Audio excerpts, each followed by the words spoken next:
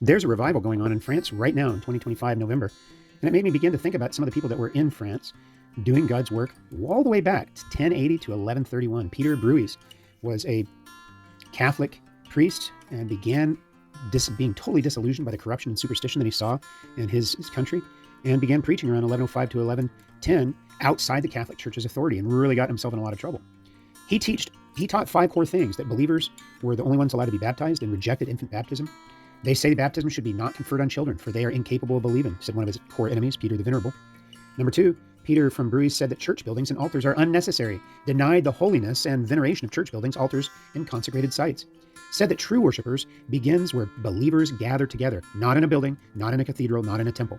His enemies said this about him: they say churches are nothing but piles of stone. God is to be worshipped in heart, not in buildings. And he urged people to destroy and disregard altars as symbols of empty rituals that deserved kissing and idolatry.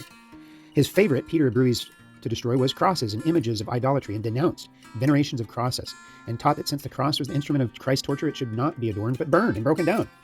Peter the Venerable said, the cross on which Christ was cruelly tortured is not to be adorned, but should be destroyed as an instrument of his death, which was true. His followers reportedly burned crosses publicly, which provoked riots in town like St. Gilles, and probably was what got him killed. Number four, the Eucharist is symbolic, not sacramental. Way back before the Protestant Revolution, Peter Bruys was teaching that this is ridiculous. Jesus does not become the body and blood of Christ when the symbols of the Eucharist happen. Number five, prayers for the dead and purgatory is absolutely not in the Bible.